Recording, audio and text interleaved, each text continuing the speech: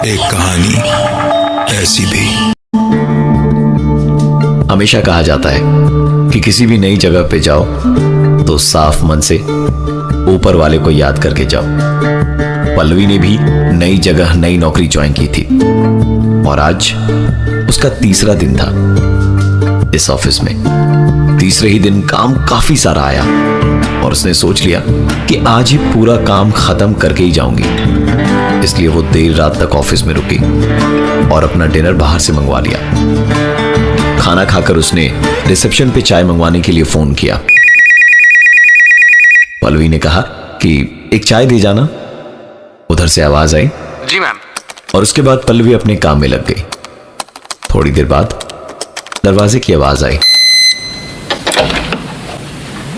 पल्लवी बोली, यहीं टेबल पे दे दीजिए ना चाय। करीबन 2 मिनट के बाद भी चाय जब टेबल पे नहीं पहुंची और दरवाजे की आवाज एक बार फिर से आई, अरे चाय यहीं दे दो ना यार, क्या बार बार अंदर बाहर कर रहे हो। पल्लवी ने पलट कर देखा तो वहां कोई भी नहीं था। वो उठी और इधर उधर उसने देखना शुरू किया कि आखिरकार चाय कहां रखी है, लेकिन उसे चाय कहीं भी नहीं दिखी। पल्लवी दूसरे केबिन में घुसी, वहां भी कोई नहीं था। लेकिन जैसे ही केबिन के दूसरे कॉर्नर में गई तो एसी डक्ट से बहुत ही ठंडी हवा आ रही थी। पल्लवी वहां से निकली और अपने डेस्क पे जा बैठी कि तभी फिर से पल्लवी से और बर्दाश्त नहीं हुआ। वो झल्ला के बाहर रिसेप्शन पे पहुंची और चिल्लाते हुए कहने लगी, अरे यार क्या लगा रखा है, कब से कह रही हूं कि चाय टेबल पे दे दो, अंदर बाहर अंदर बाहर अंदर बाहर किए जा रहे हो।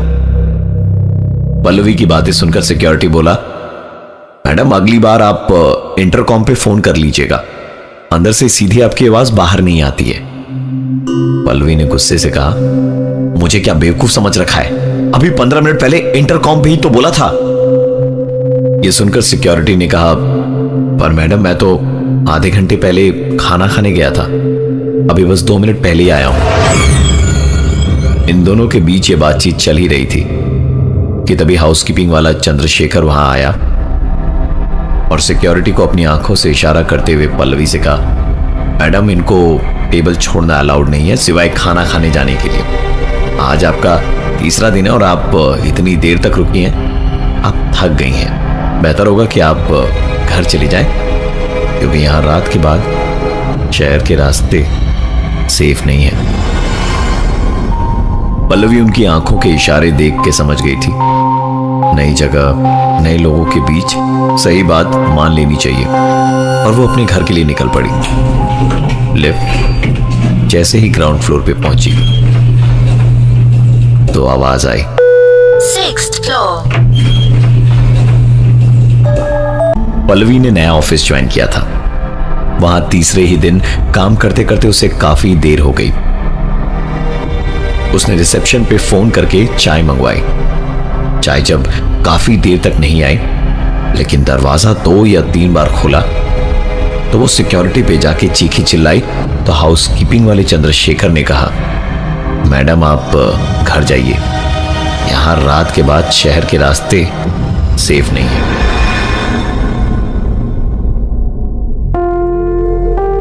चंद्रशेखर की बातें और उसके हाव भाव बिल्कुल ही अलग थे, इसलिए पल्लवी ने वहां ज्यादा देर रहना ठीक नहीं समझा।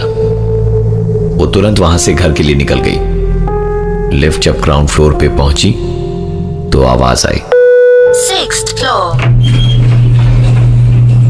उसने सोचा कि लिफ्ट में खराबियां तो कॉमन बात है आजकल, और अपने घर की ओर चली गई। अगले 10-15 दिनों तक उसके साथ उस ऑफिस में और कोई भी प्रॉब्लम नहीं हुई। 15 दिन के बाद इंडिया पाकिस्तान का मैच था और ऑफिस के लोग अपने घर जा चुके थे। पल्लवी अपने फ्लोर पर बिल्कुल अकेली थी। पल्लवी अपने डेस्क पे काम कर ही रही थी कि एक आवाज आई। जब उसने उस आवाज का पीछा किया तो पता चला कि यह आवाज लेडीज टॉयलेट से आ रही है। उसने लेडीज टॉयलेट का जैसे ही दरवाजा खोला तो खिड़की खुली थी। शायद बाहर से जो हवा आ रही है उस कारण दरवाजा इस तरह की आवाज कर रहा था। उसने उस शीशे को बंद किया और बंद करके जैसे ही लेडीज टॉयलेट से वो बाहर निकली कि तभी पल्लवी डरे डरे सहमे हुए कदमों के साथ बाथरूम की तरफ गई, लेकिन वहां कोई भी नहीं था। पल्लवी दौड़ती हुई रिसेप्शन में गई और सिक्योरिटी से कहा, एक बार अंदर चल के चेक कीजिए कोई है। सिक्योरिटी ने कहा कि मैं ये टेबल छोड़ नहीं सकता, मैं चंद्रशेखर को अंदर भेजता हूं, आप चिंता मत कीजिए। चंद्रशेखर थोड़ी ही देर में अंदर आता है और कहता है, अरे मैडम टेंशन मत लीजिए, हम आ गए हैं, किसी भी चीज से अब आपको डरने की जरूरत नहीं है, हम यहीं टहल रहे हैं, आप अपना काम आराम से कीजिए। पल्लवी की सांस में सांस आई और उसने दोबारा काम करना शुरू किया। थोड़ी देर बाद उसे वहां किसी के खुसफुसाकर बातें करने की आवाज आई। यह आवाज बाथरूम के कोने से आ रही थी। उस तरफ जाके देखा तो चंद्रशेखर वहीं पर था। पल्लवी चिल्लाई कि तुम किससे बातें कर रहे हो? चंद्रशेखर ने कहा, किसी से भी तो नहीं मैडम, मैं तो यहां चुपचाप खड़ा हूं। पल्लवी ने कहा कि अपना मोबाइल दिखाओ। तो चंद्रशेखर ने कहा कि उसके पास तो मोबाइल है ही नहीं। परेशान सी पल्लवी ने जल्दी जल्दी अपना काम खत्म किया और घर के लिए निकली।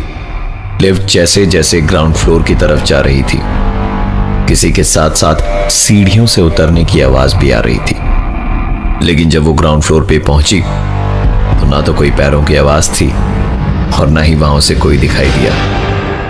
सिर्फ एक आवाज आई, 6th floor. पल्लवी ने नया नया यह ऑफिस ज्वाइन किया था। दिन के उजाले में उसने कुछ भी महसूस नहीं किया, लेकिन जब जब अकेली रात को पल्लवी यहां काम कर रही थी, कभी बाथरूम से फ्लश की आवाज आती तो कभी हाउसकीपिंग स्टाफ चंद्रशेखर की किसी से बातचीत करने की आवाज। पल्लवी ने चंद्रशेखर से पूछा कि वो किससे बात कर रहा है। तो चंद्रशेखर ने कहा, मैडम यहां आपके और मेरे अलावा कोई भी नहीं है, तो मैं किससे बात कर सकता हूं। और उल्टे पल्लवी से कहा कि मैडम रात काफी हो गई है, आप घर चले जाइए, यह शहर सेफ नहीं है। पल्लवी ने जल्दी जल्दी अपना काम खत्म किया और घर के लिए निकली। पल्लवी घर पहुंच के खाना खा ही रही थी कि उसका फोन बजा। फोन उसकी मां का था। उन्होंने बताया कि पल्लवी के पिताजी का इमरजेंसी ऑपरेशन होना है और उसके लिए तुरंत ही 2 लाख रुपए चाहिए। पल्लवी ने तुरंत लैपटॉप निकाल के डोंगल लगाया, लेकिन इंटरनेट कनेक्ट होने का नाम ही नहीं ले रहा था।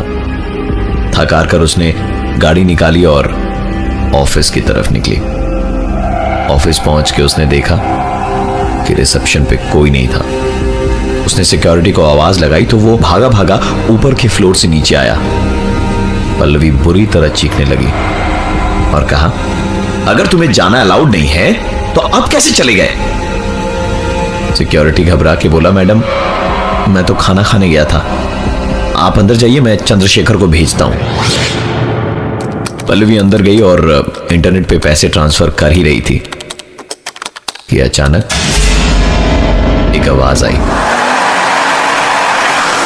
यह आवाज बाथरूम के अंदर से आ रही थी।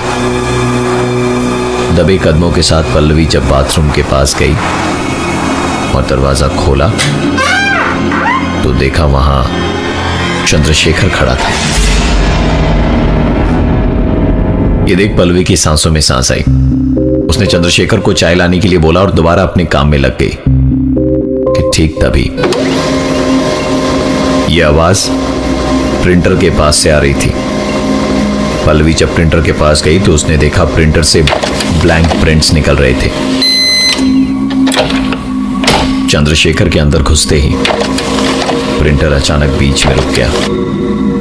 चंद्रशेखर ने चाय रखी और जैसे ही उसने दरवाजे से बाहर कदम रखा, प्रिंटर में अटका हुआ कागज पूरी तरह से बाहर निकल गया।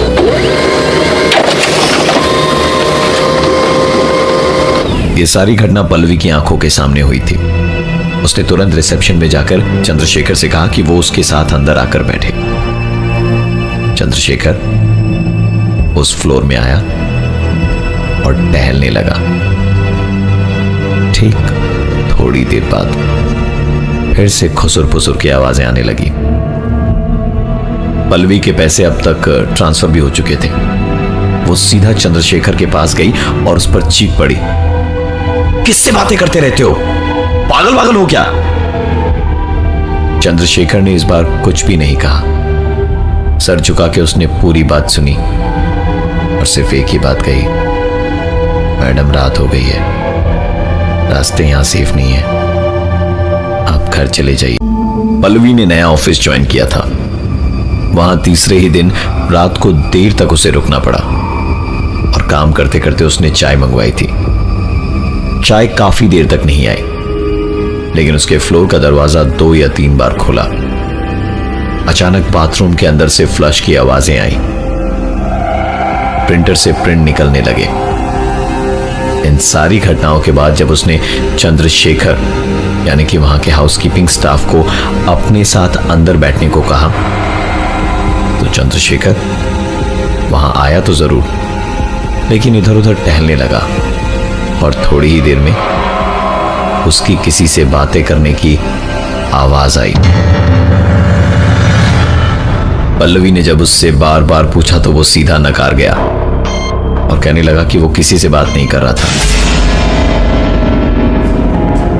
पल्लवी ने अगले ही दिन एडमिन डिपार्टमेंट से सीसीटीवी फुटेज मंगवाई, जिसे देखने पर सारी सच्चाई उसके सामने थी।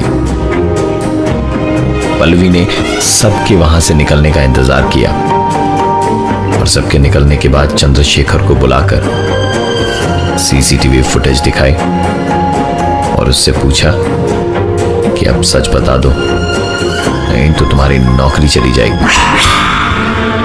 चंद्रशेखर मुस्कुराया और बोला कि मैडम, मैं यहां 20 साल से नौकरी कर रहा हूं और बड़े मालिक के साथ उसके भी 10 साल पहले से।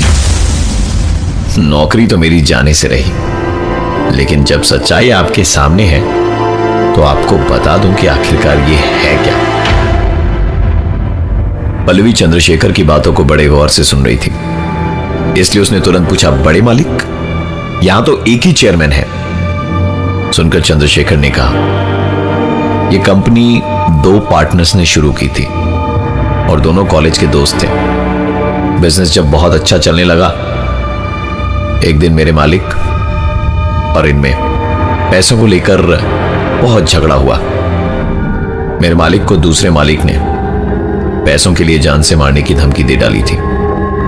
बचपन की दोस्ती में ऐसी बात सुन के और दूसरे सारे टेंशन्स के चलते उन्हें हार्ट अटैक आया और उसी जगह पर उन्होंने दम तोड़ दिया जहां पर आप बैठती हैं। इसके बाद अपने आप पल्लवी समझ गई कि इतना सब क्यों हो रहा था और चंद्रशेखर किससे बातें करता था। अगले दिन पल्लवी जब सुबह ऑफिस आई तो देखा ऑफिस में पुलिस आई हुई है। पता चला कि चंद्रशेखर हार्ट अटैक से मारा गया। पल्लवी चुपचाप वहां से घर चली गई और अपना रेजिग्नेशन उसने ईमेल से भेजा। पल्लवी आज मुंबई में रहती है और इतना सब कुछ होने के बाद भी आज किसी के खुसुर फुसुर करने की आवाज उसे बिल्कुल पसंद नहीं। और ये थी आज की एक कहानी ऐसी भी। एक कहानी ऐसी भी दोबारा सुनने के लिए विजिट करिए हमारा YouTube चैनल एक कहानी ऐसी भी।